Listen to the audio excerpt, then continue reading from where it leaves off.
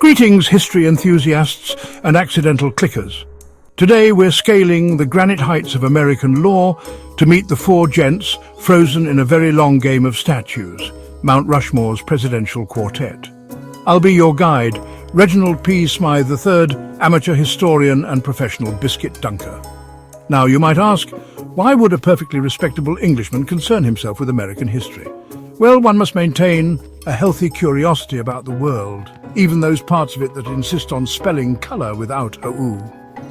Besides, where else can one find such a peculiar blend of grandeur and gaffe? Let's dust off the history books, and perhaps a few embarrassing secrets.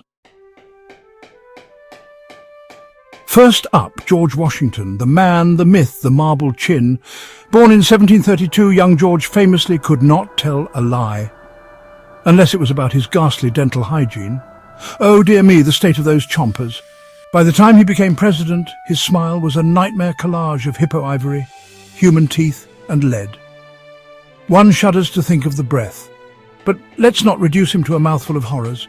He was, after all, a rather remarkable chap. A surveyor by trade, he found himself leading a ragtag militia against the British in their little spat over tea and taxes. And wouldn't you know it, the fellow managed to win. One can only imagine the sheer panic in London when they heard the news. And so, our George, with his ill-fitting dentures and surprisingly good leadership skills, became America's very first president. He could have been king, you know. They offered him a crown, the sweet summer children. But no, he refused. Instead, he invented the far more dignified title of Mr. President, and retired to his plantation to, one assumes, terrorise the local squirrels with his gnashes. That is, until that rascal Gutzon Borglum decided to immortalise him in stone. A fitting tribute, some might say. Though I dare say a nice portrait would have been less permanent. Next we have Thomas Jefferson, Renaissance man, architect and macaroni cheese evangelist. Yes, you heard right. After a pasta-fueled trip to France, he smuggled the recipe back to America, scribbled on the back of the Declaration of Independence, "Priorities, darling." Speaking of the Declaration of Independence, our dear Thomas was the quill behind those immortal words, "All men are created equal." Except, of course, for the 600-plus enslaved workers on his plantation. A bit of a blind spot for Mr. Jefferson, that. But let's gloss over that for now, shall we? Jefferson, you see, was a man of contradictions. He wrote eloquently about liberty while owning human beings.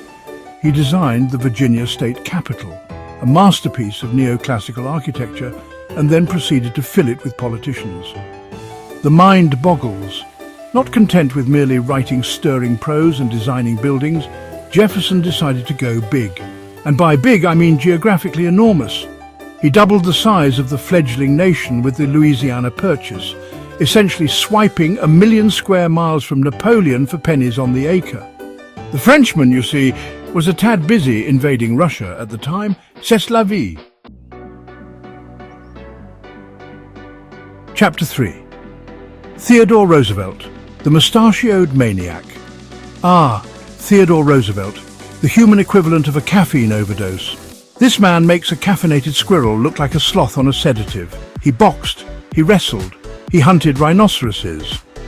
On a good day, he probably climbed Mount Rushmore just for the exercise. And did I mention he survived an assassin's bullet mid-speech? True story. The man simply pulled the crumpled speech from his pocket and declared, "I'll finish my talk, thank you." The bullet was still lodged in his chest, mind you. When he wasn't dodging bullets or wrestling grizzly bears, Teddy liked to collect pets. And I'm not talking about your average goldfish or hamster. No, this man kept a zoo in the White House, including a hyena named Bill. Charming housemate. One can only imagine the state of the furniture. But for all his eccentricities, Roosevelt was a force to be reckoned with. He busted monopolies like a trust-busting Thor. Built the Panama Canal because, well, why not? And practically invented the concept of conservation because, frankly, he'd already shot one of every animal on the planet. His face on Mount Rushmore, a miracle they caught him sitting still long enough to carve it. Chapter 4. Abraham Lincoln, the hat-rack hero. And last, but certainly not least, we have Abraham Lincoln, the man who put the split in nation and then proceeded to put it back together again. Quite the feat, that. Born in a log cabin, the original tiny home influencer, he rose from humble beginnings to become a lawyer, a politician, and ultimately the 16th President of the United States. And all while sporting that iconic stovepipe hat. Rumour has it he once hid a kitten in there during a particularly dull speech. Lincoln was a man of great intellect and even greater empathy.